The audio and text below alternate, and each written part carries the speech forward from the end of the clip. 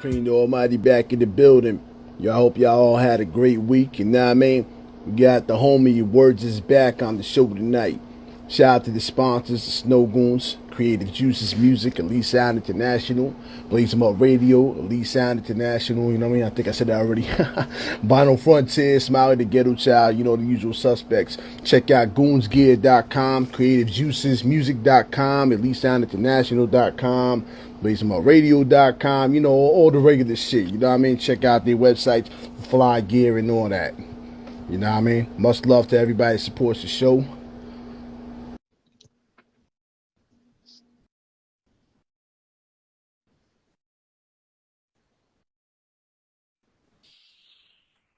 Yo, Yo, peace. What's good, man?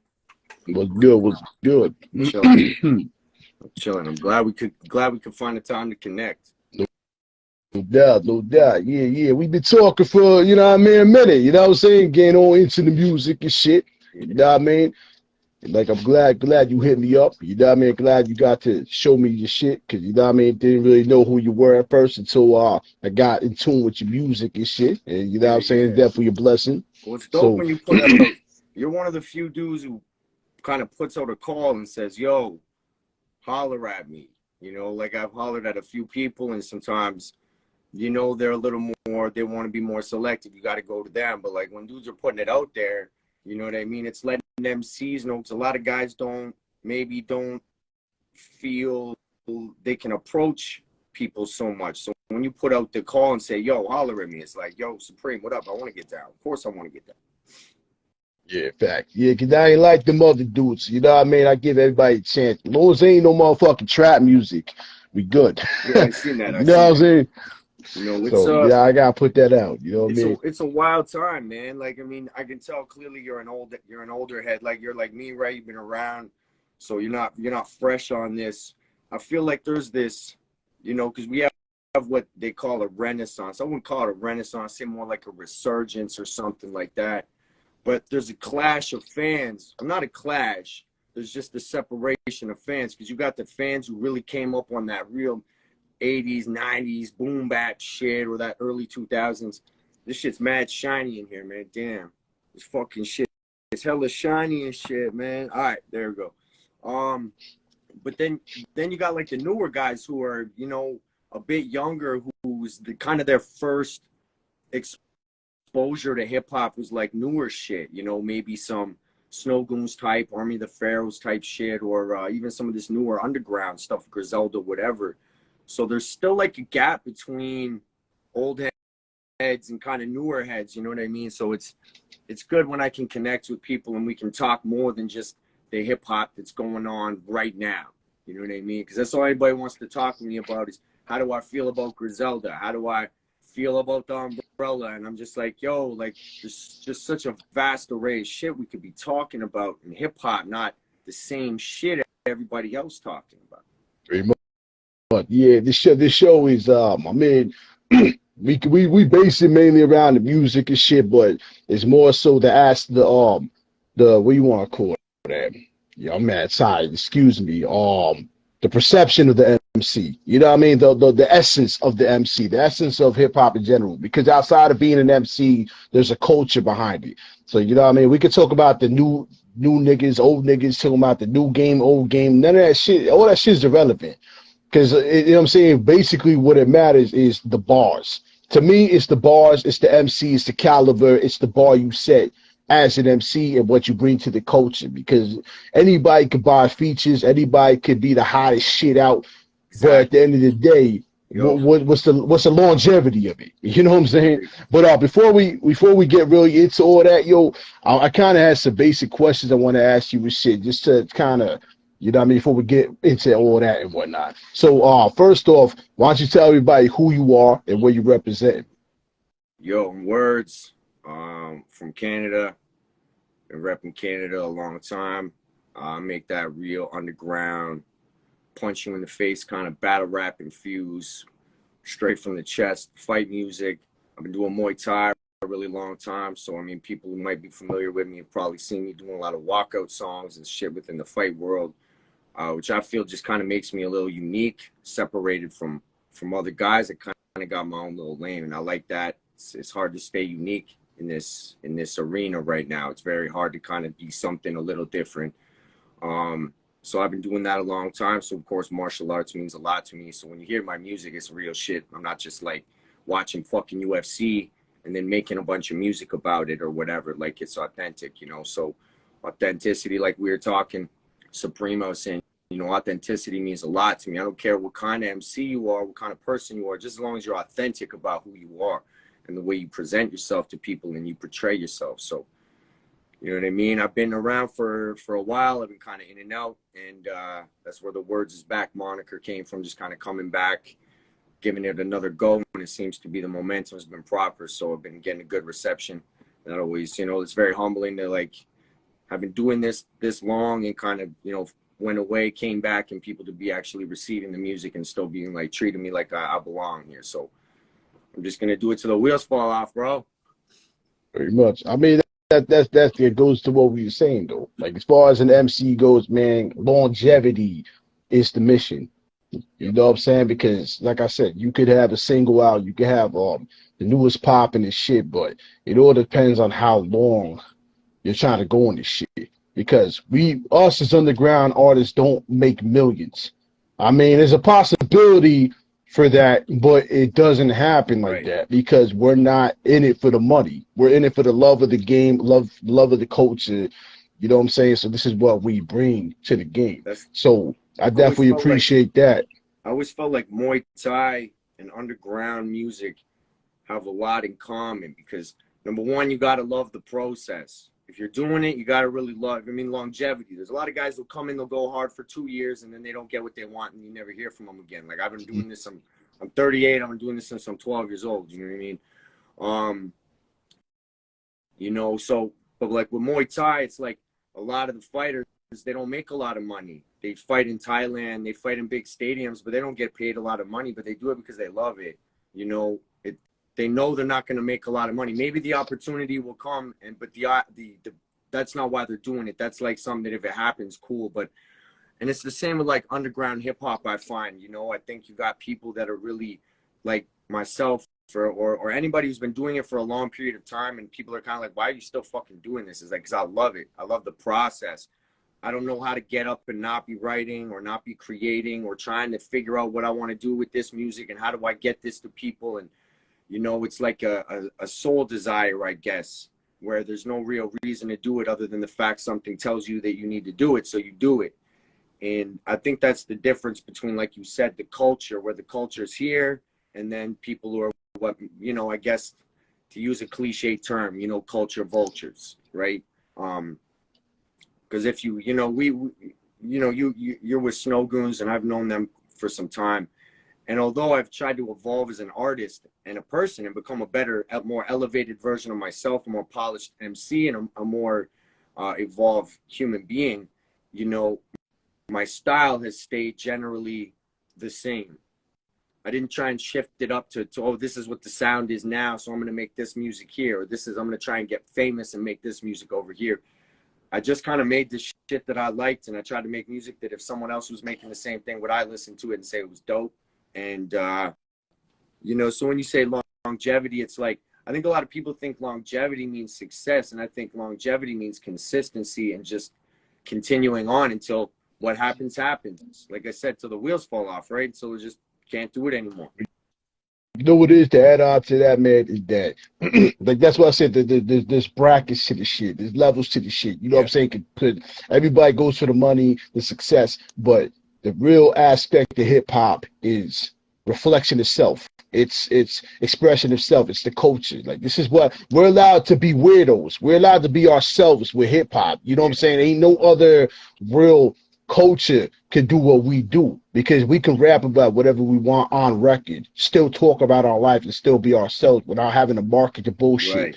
So, you know what I'm saying? And you can tell the difference from when somebody's a culture vulture from somebody that actually has their heart into this shit. Because, you know, anything you do in life, if it's not fun, it's a job. So it's like, what's the Right. point of fucking doing it? You know what I'm saying? Like, don't nobody want to have 3 fucking jobs. You Yeah. know what I'm saying? Like, we try to have 1 fucking job. And if you can make it into hip hop and make music off the shit, it's all worth it. And you know what I'm saying? And like with me, like I took a 7-year hiatus. You know what I mean? I said this many times, but I took a 7-year hiatus from hip hop because I'm an MC, I'm a producer, I do it all. You know what I'm saying? I can relate to everybody in every way. But at the same time, I took that 7-year hiatus and came back. And I just kept pushing and pushing and pushing. You know what I'm saying? And then, like you said, when somebody, when you real recognize real, when you can tell someone's real, real gets attracted to you. So, you know what I'm saying? So, at the end of the day, with the hip hop shit, man, as long as you do your thing and you don't give a fuck about what people are going to do with themselves, then everything comes to you. Prime example, your albums, man. I'm just keeping it a buck for those that are watching. I ain't never heard of you before. I'm just keeping it a buck. But when you got hopped in my DM and you showed me your shit, I was glad to do that. I'm glad to have artists in my shit. As long as it ain't trap music, like I said, Yeah, don't seen post no that. I was like, motherfucking oh, trap I'm good. music. I'm good. Bro, you know how many fucking trap niggas come with my shit, bro? Like, yo, this is it. It's not hip hop, bro. Like, if the beat has, you know what I mean? There's just, nah, man. I mean, y'all stay in y'all lane, that's cool. I don't hate nobody, but at the same time, it's like, I want boom bap, golden era. I want people that can relate to me. There's no point in me having people on the show that I can't relate to, because then what are we going to talk about? You're going to be talking about Molly's, and I'm going to be talking about what the fuck is that? Yeah. So, you know what I mean? Or I'm not, it don't work that way. In order for us to achieve success in any interview, you have to be able to relate. You have to be relatable, because we have to have a subject to discuss about that we can both relate to. So you're from my era. That's where we get into the dynamics of the different levels, brackets of being underground fans, because we come from, and I this always comes up in discussion. I wish more people would talk about it, and I think it's more because a lot of artists profit from it, don't want to bring it up. But we have a lot, like, we come from a time when biting was not allowed, like, at all. It was not in any way, shape, or form in any way allowed. There was no, if you sounded like another dude, or you spit a bar that was written that you claim was a freestyle, or you dropped a written in a battle that, like, or, you know what I mean? There was rules, there was etiquette, and there was that unwritten rule that you always had to just be you. And if someone kind of crossed that line or overstepped that boundary, sometimes there was violence and shit.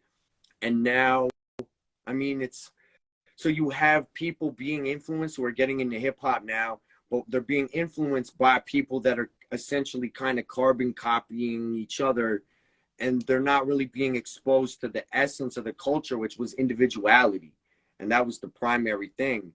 And I said this in a interview the other day, you know, and I know you can understand it though. Remember the ciphers in the late 90s, mid late 90s, and you'd have 15, 20 dudes, but everybody would come in with a different style. You'd have like a Busta Rhymes type dude who's just real crazy, and then you'd have like a real smooth guy, then you'd have a real conscious guy, then you'd have a battle rapper like me come in and tell, I'm a fuck, blah, blah, blah. And but everybody kind of came in with himself, and that was the fun part of the cipher, was when you didn't know everybody, it was like, yo, what's this guy gonna sound like? But nowadays, because everybody's just kind of like a filtered version of each other, the excitement that used to be there is gone. I think that's why when like a Coast Contra came up and they flooded the net, and they're really dope. I mean, but they're a lot of energy. They're very unique, and it was easy for them to stand out because everything else over here kind of just sounds the same. And then these guys came out over here, and that's where I'm hoping hip hop is now going. It seems like everything has a moment, everything, even a unique time period where everything is unique, that has a moment, and then you'll go into something else. And I feel like we've gone through a real stale, oversaturated, carbon copied time in hip hop, where we saw a lot of talent, but we also saw a lot of people just, you know what I'm saying? And I think now the fans want something fresh again. They need it. They deserve it. They've been loyal fans throughout this resurgence, renaissance, whatever it's called, but they've been real loyal. And I think they deserve something fresh, something special, something in their face. Because I've been, you know, I'm a fan first, so I'm not talking from like an artist. I'm not speaking from any type of an MC point of view. I'm talking about just as a fan who has hundreds of records upstairs and is kind of wants the same thing. You know what I mean? So yeah, not for you.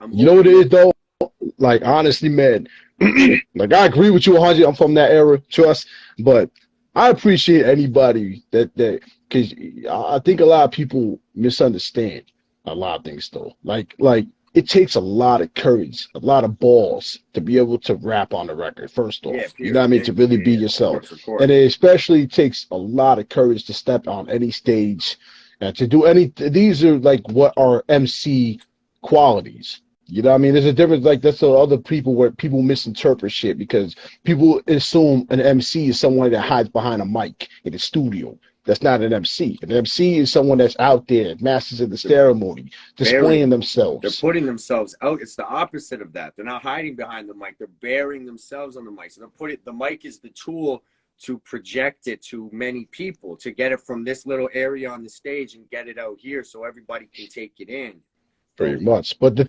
thing is, I appreciate anybody that's willing to step to a mic, even for though sure. there is a lot of people that sound the same and stuff like that. My thing is with that is, you know what I mean? If you do like, all right, so if you doing it intentionally to get clout, that's some whole other shit. Right. Yeah, you a carbon copy. You don't That's what I deserve mean that. more is we've we've seen particular approaches and styles done, and there's been successful versions, but there's all the people underneath who are desperately trying to get to that same place, and it's like everywhere, which makes it hard to take guys who I know are talented seriously, because that's the point. Isn't you're whack because you're doing it, fuck off. It's stop, go do you, because every artist has their own individuality, every MC has their own, they just have to find their own voice. It's easier to try and emulate something else than it, you know, we're in a record, click, send era where your song can be out on Spotify in 5 clicks. So Yeah, it's on us, the guys who kind of understand, that we should be saying, hey guys, like, look, man, you're really dope, but you have a lot of potential to find your own sound. You're kind of sounding too much like this over here. Like, let's get you over here. And so I think there's another difference is just back then I came up with a lot of guidance. So a lot of MCs that were older than me, I was thirsty for knowledge. I wanted to know a lot of shit. So I was always asking questions. I wanted to hang out with guys who've been doing it 10 years longer than me, just so that I could ask them a million questions. I was probably annoying as shit, 17, 18 years old. Going, yo, or what? But I got a lot of good advice, and there was guidance there. And I feel like because everything's become so, it doesn't matter why. I just feel like things have changed to a level where it's a little more judgmental, and there's less guidance, knowledge being passed down from one to the other. And so we can't expect these guys to get better or understand or learn or get a grasp of the history, the historical elements of the culture, if it's not being passed down to them. And the internet makes it really hard for that, because everybody's just like me, me, me, me, me, me, me, me, me, me, look at me, look at me, look at me. So everybody's so hyper focused on their page and their content and their promotion that line between teacher and student has been skewed a little bit. So we pretty need more much. teachers. We need more teachers. You know what it is though? Like that's what I'm saying. Like my show, like I do this shit for fun, bro. I keep it a buck. I do this shit for fun because it's in my heart. You know what I'm saying? I'm hip hop. I'm hip hop to the core. But that's the difference between my platform and other people's, because I'm not just gonna bring anybody on this shit. You know what I mean? I'm not just gonna bring anybody on first off. Second off, you know what I mean? I'm gonna bring on, I want the underdogs. You know what I mean? Yeah, I could get fucking, you know what I'm saying, this person, that person, big names, whatever, cool, whatever. But that's not what excites me as much as having artists that don't have that, you know what I mean, that platform. You know what I mean? That's what keeps me fucking hungry. Look at Someone like you was to come on, you know what I mean? Like that keeps me fucking hungry. And that's what people got fail to understand too. The Snow Goons is family, and they listen. They're looking for artists. They're looking for talent. They're looking for people to work with. So if I get a chance to show them someone like you or somebody that really got some bars, and y'all all work together, my mission's complete. Yo, You know what I'm I saying? saw how excited you got because like this is the second podcast I've done or interview I've done in the last week with someone who just found me. So they didn't know what I was prior. The other guy doesn't even remember how he found me. He's like, I don't even remember how I found your music, but I heard it. So that, as an artist, man, that is crazy to me, when someone hears me for the first time and I can kind of see in real time their reaction to it. I miss those days.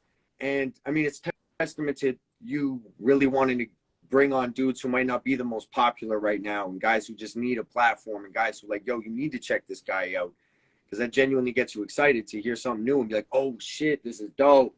Because I remember those days, man. Like we had like being an MC where being dope was good enough.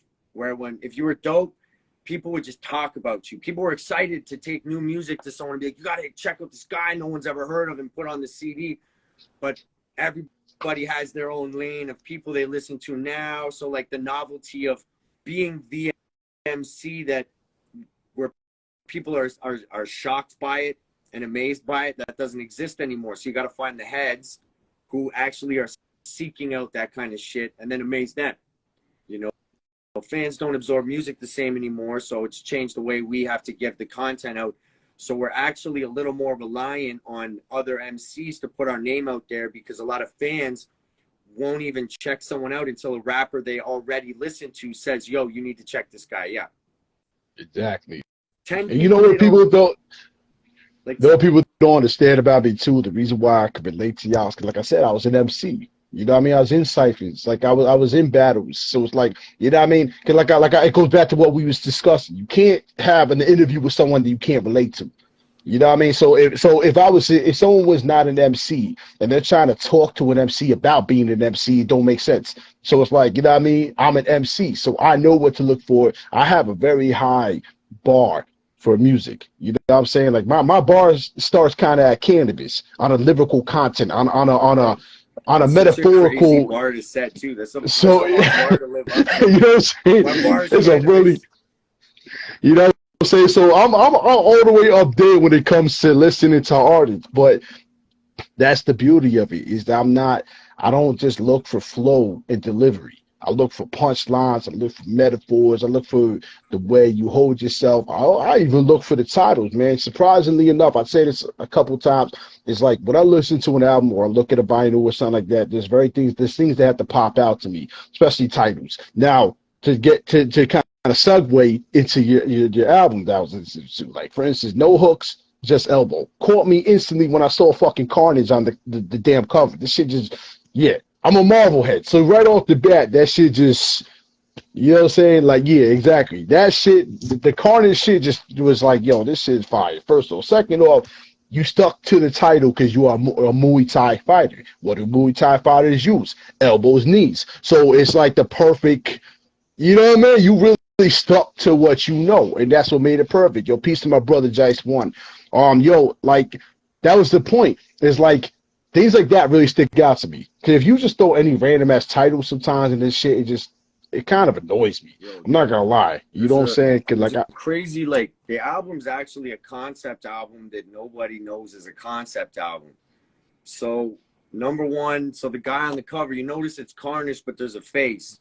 So we called the album No Hooks. The name came first. No Hooks, Just Elbows. And it was when me and Vic Rhymes were going through it, and I was like, I just wrote a bunch of tunes and none of them had the same bar structure, and I was like, I don't even know what to do for hooks. I'm like, I'm not even gonna do any hooks. I'm just gonna put clips in, or maybe not put anything, but no actual definitive chorus. So that's where the title came from. And then the guy whose face you'll see in the Carnage character, his name is Nathan Carnage Corbett. He's an 11-time world Muay Thai champion who's known for his savage elbows. So when I came up with the title, I was like, No Hooks, Just Elbows. I was like, yo, Nathan Corbett is the craziest with the elbows, but then his ring name's Carnage. So I was like, yo, I'll get him made up like Carnage, swinging an elbow on a dude. And so the whole title, the artwork, how it all came together, even the songs. No two songs on the album have the same bar structure. So there's no two songs that have 16, 16, 16 or anything. You know, some have, they'll go 32, 24, 16, 8, 4, 2. Yeah, I noticed that shit too. It was kind of, at first it was kind of like, it was hard to catch on because I'm not used to that type of structure. But it was a beautiful thing. It was because, the ode to the mixtape era. It was ode to that time when just bars. So that's why No Hooks, Just Elbows. So no setups. It was about the elbows because they're sharp, they're concise, they hurt, and they're deadly. So that's why we called it that, and it all kind of flowed together. And it was just like, you know, we didn't put any of the choruses on it. We just jumbled it up, and I was like, this is like a mixtape. It's like an album. I wanted to give it an album feel without just a bunch of 100-bar random shit, but at the same time pay tribute to that era in time when we would buy a mixtape, not because of the beats, because we knew we were going to hear the late, you know, Mobb Deep beats and Premier beats and Alchemist beats, because that's all anyone was rapping on. But we just wanted to hear the bars, 50 bars, fucking 32 bars. And when we really listened for that, like heavy, not just, you know, punchlines, you know, I pulled the Jordan alley-oop or something, when it was like an actual setup and everything was like, you know, we had very, again, you know, you say your bar's cannabis, and it's like, that's what we had, these bars as MCs where we almost wanted to see if they were going to live up to the last shit they put out. We weren't trying to simp for these motherfuckers, man. We almost wanted to see, like, did you put in this album? We would call them out. MCs would get, if their album, the next one clearly wasn't as good as the one before, we as the fans would call them out. And now guys almost have to put out four or five like off albums before the fans will start to be like, hey, bud, we were real picky, and we had high expectations of the artist. And unfortunately, you use cannabis as a bar for the bars, but he was actually one of the MCs who, as far as putting out albums went, he just never he wasn't hitting the mark.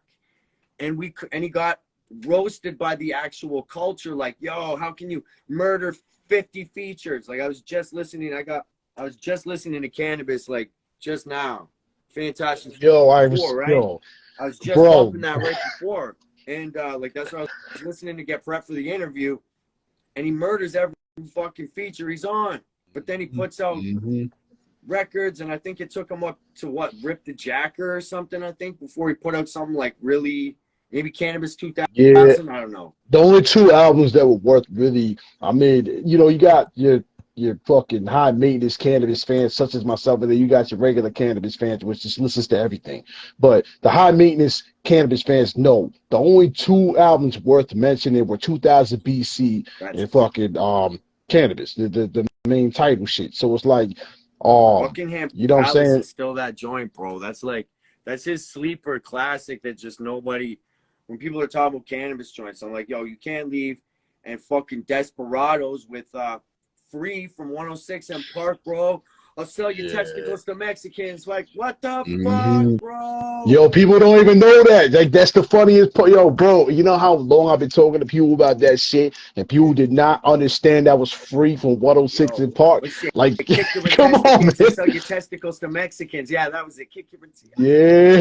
It was crazy. It was crazy. Yo, man. And like, I'm saying, and the cross reference that though, real quick. The reason I also like to say Cannabis, which is, you know, it's kind of the same way, because the point of the matter is, like you just said, there was no hooks in the album, right? Now, there was no hooks in your album. Oh, in mine, yeah. You know what I'm saying?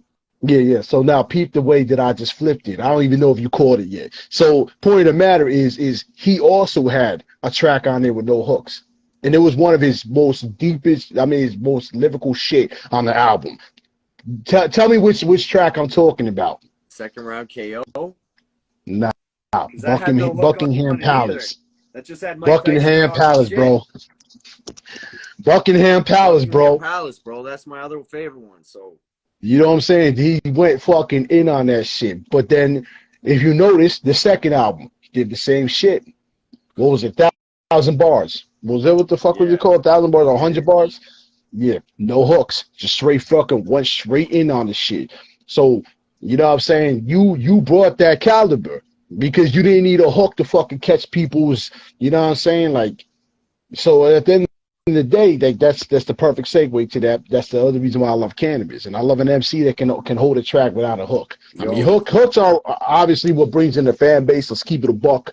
You know what, man? They bring in the fan base because that's what people want to hear. They want to be in the hook. They want to be in the car. They want to have something catchy so they can, you know, yada, yada, yada, whatever. But a real MC wants to listen to bars because that's what amplifies us to want to be better and to want to work harder on our bars and to just get our shit together. So That album was crazy. And it's funny you say that about people not keeping it a buck about about telling the artists about what they really feel about albums, because I keep it a buck all the time. Yeah, I yeah. tell artists exactly how I feel. And I'm gonna tell you right now, because we also discussed it about Winterborns. I'm gonna mention into that real quick. If I was to compare and contrast, usually it's kind of funny. The last couple interviews, etc., I told artists the truth about how I felt. I felt like their album before the newer one was better. Mm. So with this situation, it's actually a little bit different. It's actually it's different for me, because I feel like this newer one was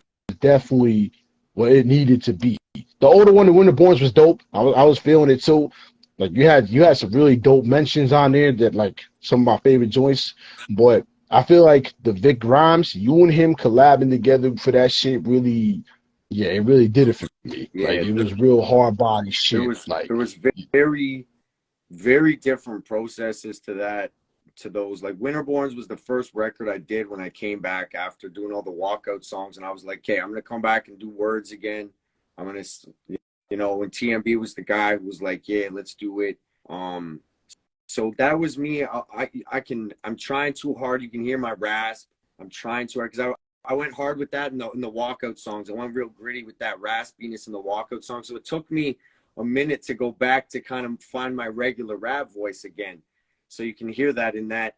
And it was just, I was unsure of myself. I was like, I'd been away doing music so long. So you can, I like the album, but there was a confidence in No Hooks, Just Elbows. It's funny you mentioned this. I was talking about this when I was comparing the albums maybe a week or two ago, and just with a friend of mine. And I was like, I feel like in No Hooks, you can hear I was very confident in it. I just approached the mic but Winterborns, I feel like even though it might sound raspier or harder, but I don't think I had the same confidence, just because that was my first album after taking a long break, only doing this fight music thing for like 4 years. I didn't even know if anybody would care.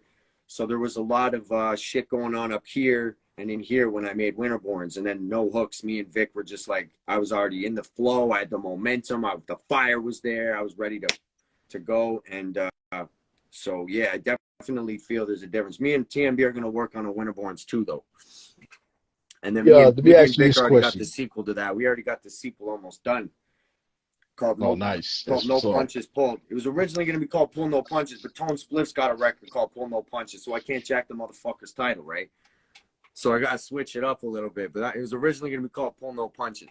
And then I type it in, I see Tone Spliff, of all people, like an underground dude, right in the fucking lab. I'm like, it's got a boxing cover and everything on it, bro. I couldn't go touch that.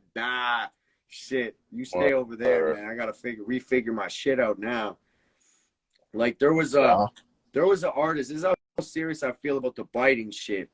There's an artist out there who it doesn't matter who, he's a known dude, but me and him have worked together, and he's got a flex, like very definitive flex. And before I knew about his flex, I'd done something that had a similar vibration to it. And I was like, I'm not. So I hollered at him and I laid it out to him. And I said, like, this is what I got going on. It feels to me like there's a similarity, and I don't want to fuck with it if you're going to take it. And he's like, yo, bro, don't even worry about that, man. I appreciate you hollering at me to, like, you know, that means a lot. And then he's like, yo, I'll even bless the record. So it's like, I feel like that kind of man-to-man etiquette, that MC to MC, like kind of that honor amongst thieves shit. It's a little more rare, and it's a generational thing, you know, because to me, music could never feel proper to me. It could never be to me what I want it to be to me as an artist when I make it, if I even feel like maybe someone else might think I stole an idea from them, or I copied something, or I took a heavy influence from it. So I had to reach out and make sure that wouldn't be a misconception. Thankfully, whatever. I mean, the only way to handle it is to be real. You know what I'm saying? Yeah, you know what I'm saying? Like, you can't sit here and do something blatantly. You know what I mean? And then expect to get away with it. You know what I mean? Like that shit don't work in the underground, because everyone knows everybody, and it's kind of silly to think you can get away with it, because you're gonna show up at a show, you're gonna hop on stage, sound like somebody else, and it's not gonna go. It's not gonna go good for you. You know what I mean? That Yo, shit's gonna go real south what's real quick. gonna But happen when some of these artists, I mean, real artists, like artists, see their imagery on some of these guys' albums and some of this shit? Because let's keep it, let's keep it a buck. That's a thing I notice a lot. Shit gets stolen, right? Like not an image and then turned into a graphic. I mean, taking something someone else already made and putting it out. And that's what I mean is like, yeah, man, it's a tight-knit circle and no one wants to be the one to rock the boat. I used to be the one to rock the boat, and I know how dangerous that water can be when you're rocking the boat and people don't want the boat rocked. But at the end of the day, there's a code that if we continue to just let shit slide all the time, the code won't exist anymore. It's like anything. Generationally, it will just evaporate. And the code is what kept the culture together. If the code goes, Preem, if the code goes, then everything else goes. And what the glue that stuck things together, everything will just unfold, man. Because the only thing that holds the culture together is the understanding that we operate within one umbrella of music, of genre, right? Whatever your subgenre is, if you're hip hop, you're hip hop, right? No biting allowed, no stealing allowed, no, you know what I mean? That's what I'm And saying. Like I'm not like me personally. I'm not. I've never been that way. I'm just saying I don't really give a fuck if I get blocked. I don't really give a fuck if people feel a certain way. At the end of the day, I'm not gonna pop shit unless I know what I'm doing. You know what I mean? So if saying you gotta come correct, you gotta know your place in this shit. You know what I'm saying? exactly. If you ain't nice and you stealing somebody else's shit, you try to come sideways to somebody else, you stupid. Like, you know what I mean? Because me personally, as an MC, I know I got bars. So, you know what I mean? I'm not gonna sit here and judge another person's album like, oh, that shit is trash, but I know I'm trash. I'm a judge it based on me being as an MC and me being as a fan. Now, usually it comes with me being as a fan first. I'm gonna listen to your shit, give it a listen, try to, you know what I mean, wrap my head around it and see how it comes out. But the MC in me is like, what the fuck are you rapping about? Like, I'm not like, what is this? Like, yeah, the flow is cool, yeah, I mean, whatever, but it just the overall there's no concrete of it. Are they living up It's to their just, potential is what I want you to, know what I'm saying? it's there's something else too. And if you watch the guys who release high volumes of albums, there's some who you can tell they put a lot of time in. The two of them, there's a couple guys who are consistently releasing fucking smashers one after the other, which is beautiful to see because I love consistency. And that's what I mean. Like, if guys are going at it, are you putting it in? Did you put the same effort into this record as this record? Or are you just being lazy? Are you just now kind of following along because you found a lane and then you feel like since you got the lane, you can get a little complacent, a little too comfortable? Are you still coming with the hunger? A lot of people make that mistake. So, I mean, I still judge albums like I did when I was 16 years old. Is it good? Like, that's it. Like, is it as good? Especially when you're an artist who has any previous work, because you've set a bar. You've now set a bar for that listener. So unless your music is getting better and better, you're not doing the listener a service if it's getting worse. So when you're listening, it's like when people hear my shit in 2023, it's gonna, I did that in this year. So I proved I can rap. You hear No Hooks, Just Elbows, you hear Winterborns, you hear Machine Mouth. I can obviously rap, and that's great. And I love doing that. It's a lot of fun. But 2023, I had to come different. So, but I had to come the same. So I'm an artist first, right? So I have some really cool concept albums that when I theme the album after something, the whole album is about what I themed it after. It's not a title and a cover and then the couple references through the album. I've wrote some story albums. I wrote some concept albums. Me and Vic's follow-up to No Hooks, Just Elbows is actually kind of the opposite of it.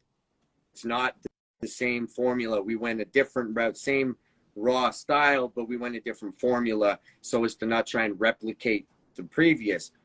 And I think that's what artists are scared to do. I mean, it's scary. It's scary to get love over here and then try something a bit different over here. What if they don't like it? You know, stick to, but like, I think that But that goes, separates see, MCs. that goes back to what we were talking about, though, bro. That's the thing. That's what separates someone that knows what they want from somebody that's trying to fit in. You know what I'm saying? Because if your shit, if you are doing it for the love of you, it don't matter what nobody feels about the shit. Now, if you trying to make money off the shit, that's a different story because that's where that would come into play. Because if you're Yeah, trying to but make money off the shit, you have to pertain to that audience. You have to pertain to those fans willing to buy the product. But but if if you're you doing it for create, yourself, if you create your own, if your persona, and that's what I mean. So if you create the persona, because every MC has a brand. So my worry and why I had to really switch it up was what I made a mistake with back in the day was I made my brand that you were always going to get battle rap from me. It was always going to be all the time. And that was cool. I got a lot of respect, but I had so much more to offer. People didn't take me seriously when I tried to do something else because they're like, nah, that's not what we want from you. So it's about change, like from the get-go, trying to cultivate that as your brand, as don't expect the same from me every time. Always expect something a little different. I'm always going to mix it up. There's going to be a sound, and that's the difference. I don't want to change the sound. I want to change the listener's experience when they listen to it. That same raw shit, the same beats, the same lyrical style, but not 15 songs of me talking about punching rappers in the face and how dope I am and how I can spin the globe on my finger, you know, the whole world on my hand, or whatever it is, you know, my flaming fist of fury. So, and that's the thing is, rappers get stuck in a place, and then they follow that formula, and then when they do decide, shit, I want to do something different, the fans are like, whoa, you've given us like 7 albums that sounded like this, and now you're doing something different. So it's like also knowing your audience, and you kind of have the power to create your audience perception of you from the beginning. And that's on the artist. That's on you to like let the audience know what you're about, you know? So that's why I'm trying to make sure that people don't just think I'm about battle rapping, because fuck, that was a nightmare, bro. That's all anybody wanted from me. They hit me up for a feature. I'm like, cool, what's the concept? Bars. I You mean, know, and I'm like, it's a bit of a catch-22, bro. Because even if, like, you know what I'm saying, like, if you were to pertain to your audience, the same audience all the time, then you're not likely to become a global known artist because you're gonna only be stuck with those audience. But then again, if you step outside your box, outside your comfort zone, you're likely to get a new audience, but you're right, also likely to lose a piece of the right. older audience. So it's always going to be a Always. catch. It's always going to be a It's always, constant battle. and like you So said, as the artist, if you really just wanted, if it's just coming from here, if it's just coming from the fire in your chest, man, and you just want to get it out there, ultimately you don't give a fuck whether anybody cares. They're either gonna like it or they're not. And if they don't, on to the next. And if they do, dope, still on to the next. It's still on to the next. Whether they like this one or not, it's on to the next. You know, very much. and I think like you reach a certain point where as an artist you're symbolic of something. Like let's look at anybody who knows somebody's been around for a while, an artist where they know that. Let's say a Nems. Okay, Nems has been around for a long fucking time. I use him as, I'm not a big fan of like the music. I'm not trying to use that in a disrespectful fashion at all. I'm just trying to say I'm not a huge Nems fan. I'm not like a Nems guy, but I'm very inspired by his story and what he did and what he accomplished. You know what I mean? He's symbolic of fucking up and coming back and then running shit. And I mean like bullying the game. Smack, fuck, get out my way. I'm here. Fuck you. But he was in a lot of his shit before was his battle rap career, all that kind of stuff. He almost fucked all that up.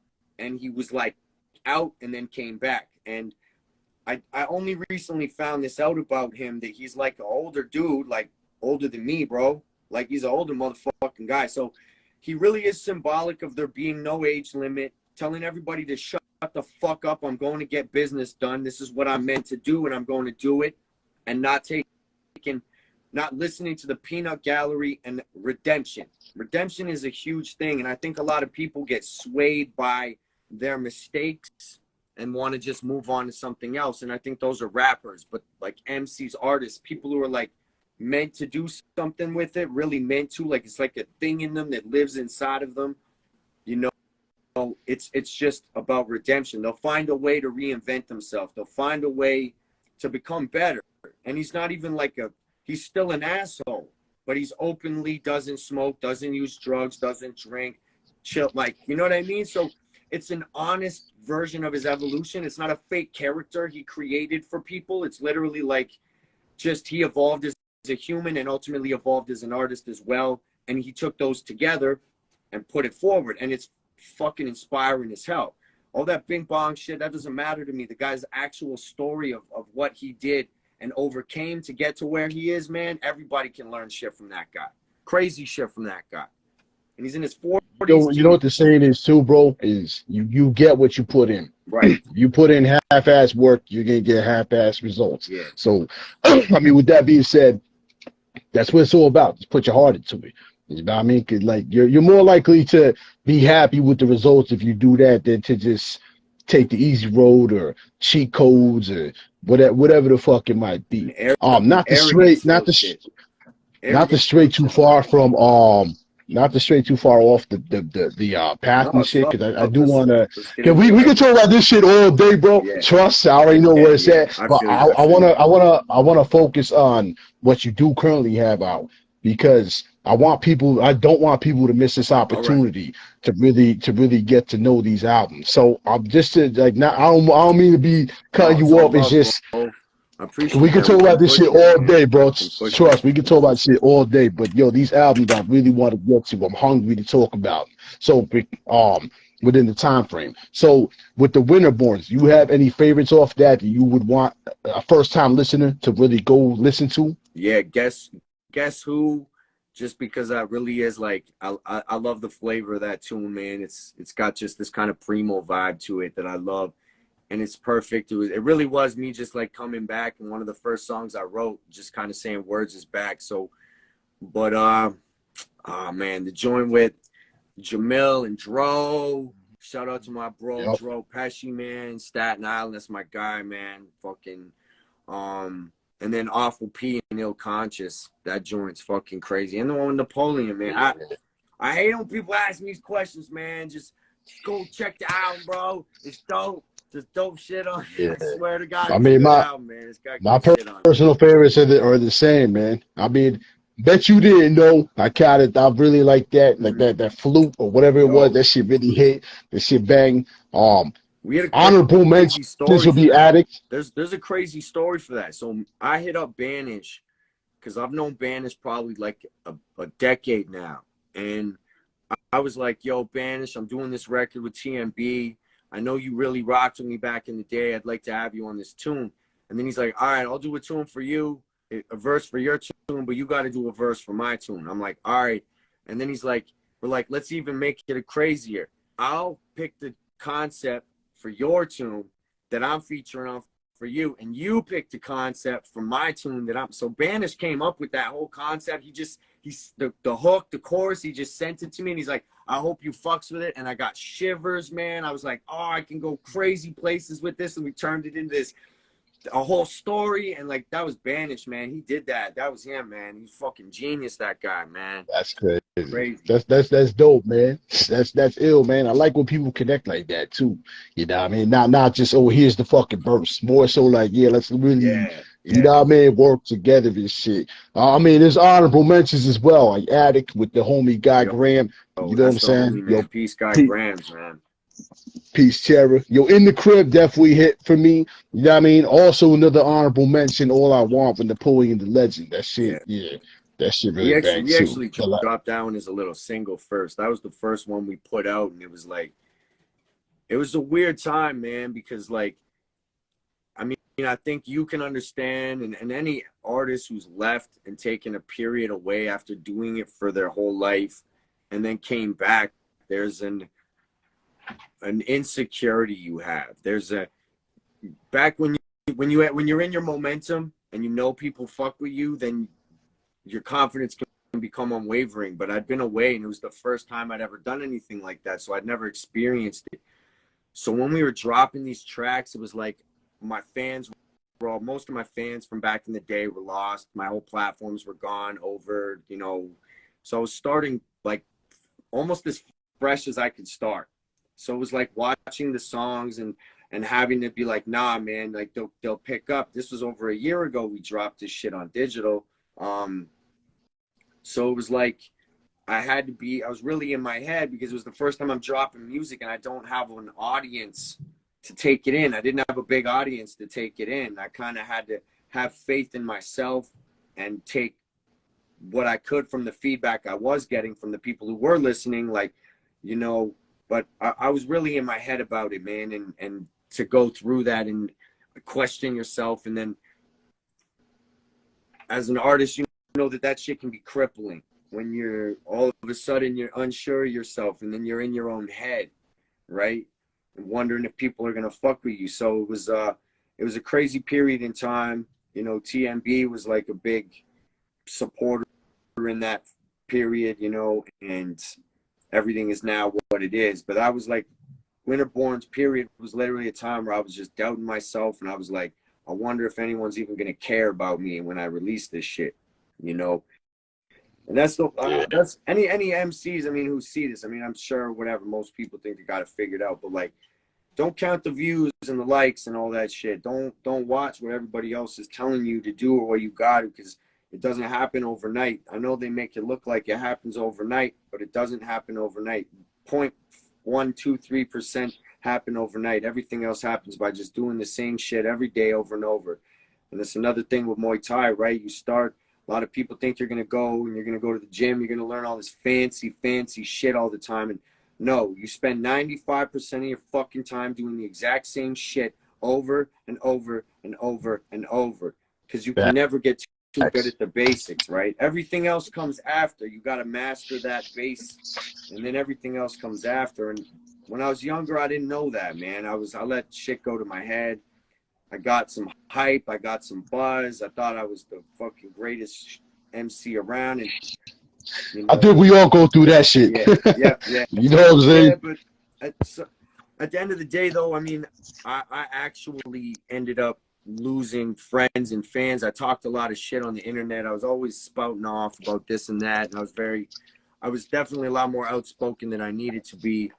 And the internet and alcohol didn't go well together. I paid some prices and some pipers for that shit. And it's like, so to come back, do it again, and be able to learn and like apply. We all learn lessons. We go through shit. We fuck up. We make mistakes. Sometimes it's too late. Sometimes we get a second chance. Sometimes we don't. So to be able to come back and just kind of do it a bit different and apply those lessons that I learned from like previous runs at doing music is you know, a blessing, and I'm humbled. And you know, so I'm sure there's some people out there who see this and be like, I remember words. You don't fucking know me, man. You don't know me. If you thought you knew me back then, you don't know me anymore. So just wipe that shit. Come holler at me. We can start fresh. You know what I mean? I mean, the fact that you hold yourself accountable for, you know what I mean, whatever slip ups might have happened, that's what makes us human. You know what I mean? Because anybody that can't sit there and honestly say, like, yo, I done fucked up.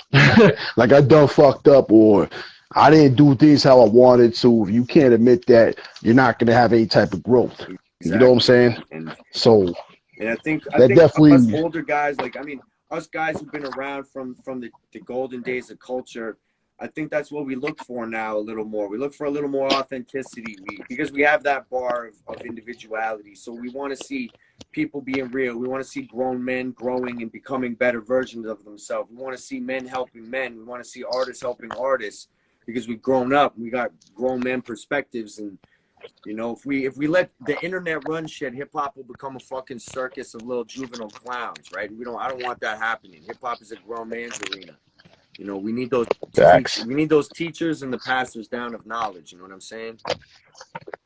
Facts. You ain't lying. You know what I'm saying? That's what, like I said, that's what separates us from the rap dudes. You know what I'm saying? Because, you know what I'm saying, they just do things, have no real perception of what's supposed to be what. You know what I mean? Everybody just coming in, want to make money and shit. It's not what it's about, man. Hip hop is also a vital part of growth. You know what I mean? We learn as we go. You know what I'm saying? Like there's so much knowledge to achieve, bro, from the culture that so many people are missing out on because they're not taking the time or the opportunity to really pursue it. You know what I mean? Anybody can just say hip hop, but if you ain't really pursuing any shit, then you know what I mean? What's the Yo, point? I speaking mean, of, and yo, speaking of the homie, like when we were talking about dudes on the album, man, there's like you mentioned Grams, right? Guy Grams. Grams is like one of my, I mean, if not my favorite dude in this underground shit. So I'm blessed to have music with him, but I connect with that. We talk about music we connect with and we expect authenticity. And like Grams' music is like MC's music. You don't need to interpret it and listen to it to wonder if he's real or not, because he's just talking about a bunch of shit. He's not he's not talking about something that you find unbelievable. He's just saying, yo, I smoke weed, I done my thing, I do hip hop, ciphers, be authentic, fucking chumps pull guns, like show love, like just MC shit. He's like, I feel like he's the poster child for the culture, man. I mean, I think he's like symbolic of everything we grew up in, and that I wish more people spent. When I listen to hip hop albums, I can hear dudes who got hella skill, and I'm like, man, but it's 11 songs you talking about selling crack, homie, and fentanyl. Like, bro, you can actually write fucking music. Why aren't you writing music? And that's where we talk to, where I think some of those guys, they want to get that Griselda money. They want to get that. So they're just trying to give the fans what they think the fans want. And I'm going to connect with dudes that I think give artists what artists want. And that's end of the day, I connect with what I connect with, and everybody, it's all subjective. And if anybody fucks with my music, I'm just humbled, and I'm like, yo, thank you. I'm appreciative of every person who presses play on my shit and thinks it's dope. You know? Well, And you you? you got you got some real dope ass music, man. So anybody that kind of overlooks your shit is stupid. You know what I mean? Just putting that shit out there, keeping it 100 Yo, because that's a you know what I crazy mean. compliment. That's a crazy compliment, man. For real, for Yeah, real. I'm just keeping it up, bro. I've been listening all fucking week, man. Yo, word. Tell you, I've Yo, been flipping between both records. You know what I'm saying? Like trying to really get a feel for your music and shit. 'Cause, you know what I'm saying? I'm coming in as a first time listener, but at the same time trying to organize shit around what we're gonna discuss because I'm pretty sure you got like you pretty much broke it down. You have a whole story behind shit. So you know what I'm saying? At the same time, yeah, my bad for all the noises. I'm going to pick up my son, but I didn't want to cut you yo, short it's because all we got love, some bro. real ill shit Yo, going. But you know what? I gotta go up. I gotta go eat anyway, man. It's been a long day. Everything that was supposed to happen at a certain time happened at a different time than it was supposed to. So I'm trying to make everything work. And yeah, eating has I come know. last, bro. The last thing today is eating food. So it's crazy. Word. But yo, I mean, listen, either way, bro. Like, I'd love to connect with you again in 2023, sometime into like maybe, after the first quarter of the year, and have a more concise conversation. Just about more. I'll have a better idea of what I have coming up and when it's gonna come out and whatever. But like, yo, I appreciate this convo, bro. It was a really dope conversation with you, man, on some head to head shit. You know what I mean? And fucking no doubt. this, I love this culture for that. Making music makes it easier for me to connect with people I can talk to about music. So there's just a benefit right there. Just being an MC means I connect with people I can actually talk about the things I appreciate with, No, I mean, Peace to like my I boy said, man. Jay Like, Rhymes and Mark and yeah, peace to everybody in the Christian room. You know what, who's though? tuned in. I rock with you, bro. So when you drop anything, you drop and shit, want to have a discussion about it, I'm all for it, All man. You know what I mean? right. You welcome on the show whenever. Word. But before we hop off, though, there was some key questions I wanted to ask and All shit. right. Do it. First off, it's a little unorthodox, but um, have you ever played Street Fighter? Yeah. So I'm gonna because you're a Muay Thai head, I gotta ask you, do you use Sagat? Hold on a second, bro. I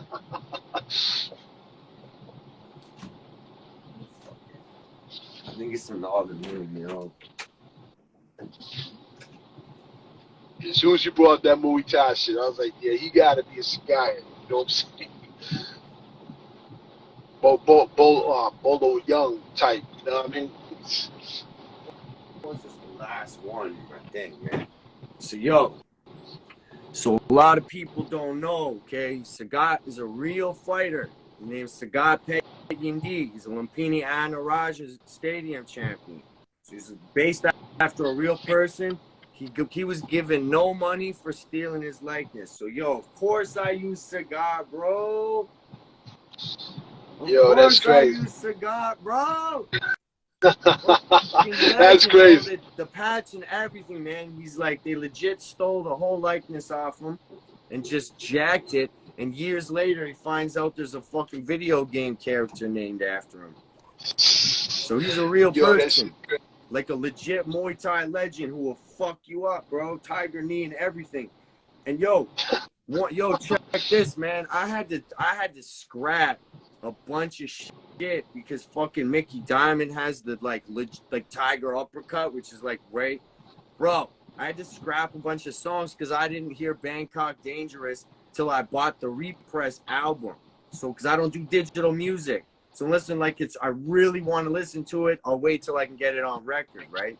And so I'm listening to it, and I have tracks about Sagat, like talking about Tiger uppercut and all this fucking shit.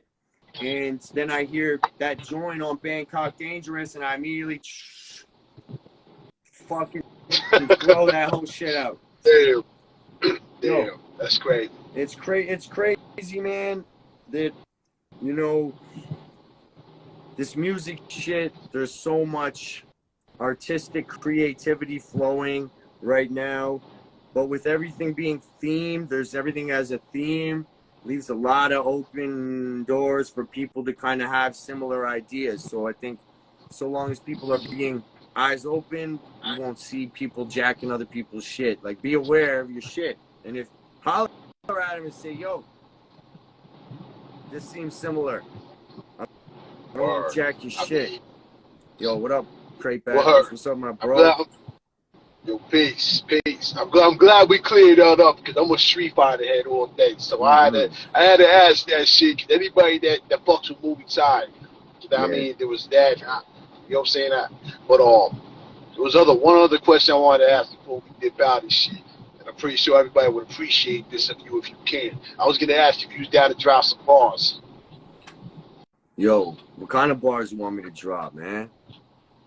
Off the head, whatever fire you got. I don't even have anything off of the head, so I'm gonna have to kick it off the head. You know what I mean?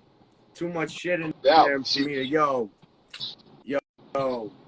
I ain't with these kicking written verses. I leave the most bitches kids in some slicking hearses. I kick the shit out nerds is when they spitting this and they rehearse this. My verse is the illest shit when I'm spitting curses.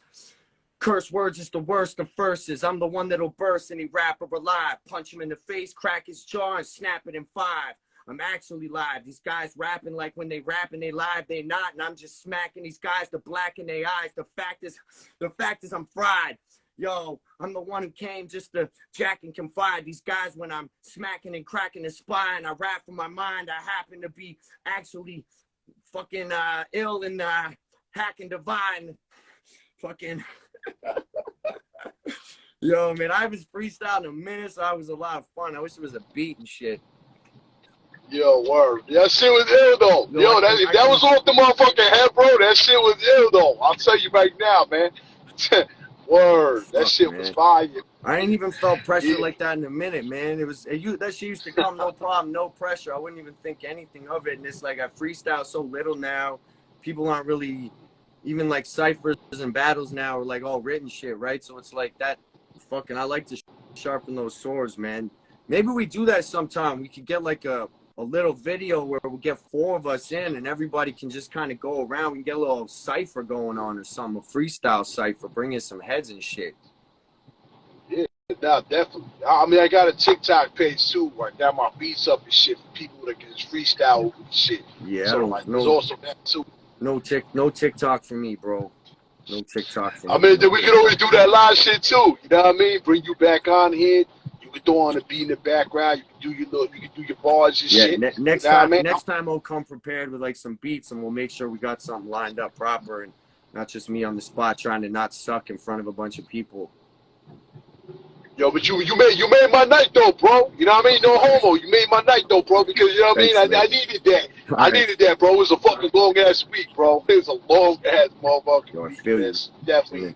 And now the I'm glad pressure's you on. Christmas is in 2 days, and it's all here. The culmination of the madness, and then the presents get ripped open, and then it's just over like that. It's just over, and you look around. Kids don't even care anymore. They're gone. The house looks like a bomb went off. Coffee's burning and shit. You just want to go back to sleep. Fuck. Merry Christmas. Facts. Word. Yeah, but no Yo. doubt. Once again, though, bro, I appreciate the time, man. I appreciate everything. Yo, same ways. Same ways. We're gonna keep chopping it up. The train don't stop here. You know what I mean? We're gonna keep chopping it up and shit. Before we dip out, you got anybody you want to mention, shout out?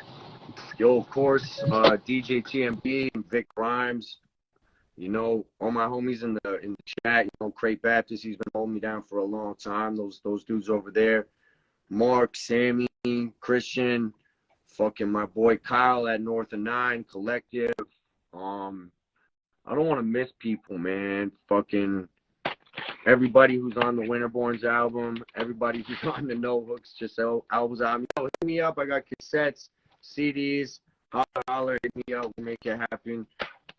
Just pretty much all the people, man. Because like I said, I started from new. So many people that are fucking with me right now. New people who just came across me or just found out about me, you know, in the last while, and they've been really holding me down, man. So I just want to give a big shout out, like, to all the people who've been copping all the cassettes, the CDs, the vinyl, the digital, whatever it is, man. Like, some of them grabbing all of it.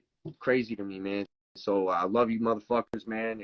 I really mean that. Like, I ain't shit without you dudes, man. So I'm just gonna I hope you guys just keep digging what I'm doing and, you know, copping what I'm dropping, and I'll keep trying to make the best shit I can possibly make for you motherfuckers, man. No doubt, man. Definitely appreciate what you do for hip hop, bro. Oh, We gonna talk after this streaming shit, man. But keep doing your thing, bro. You know what I'm saying? We gonna keep chopping it up like I said and shit. But I'm gonna check you in a few though, bro. I'm gonna shut this out. All right, 100. Yo, happy holidays, Merry Christmas, all that good shit, my bro. Enjoy your time with your son. You too, bro, man. Yo, be safe, man. You know what I mean? Keep doing your thing, bro. Thank you, man. Same ways, bro. Peace, homie. No doubt, brother. Peace. But yeah, that was the homie, you know what I mean? Words is back, you know what I mean? Be sure to follow him, check out all his shit, you know what I mean? No hooks, just elbows. The latest release with Big Rhymes. Make sure to follow, man. Check him out. You know what I mean? Go cop the album and all that other shit, bro. You know what I mean? Peace to everybody that's been supporting. Appreciate all y'all support. Shout out to the sponsors once again. You know what I mean? The Snow Goons, Creative Juices Music, Elite Sound International. You know what I mean? Blaze 'em Up Radio, Smile of the Ghetto Child, Vinyl Frontier, the whole nine, everybody that supports the show. Make sure to check out the YouTube and subscribe. You know what I'm saying? Keep doing your thing, man. I wish y'all all the best holiday, and I'll see y'all next week.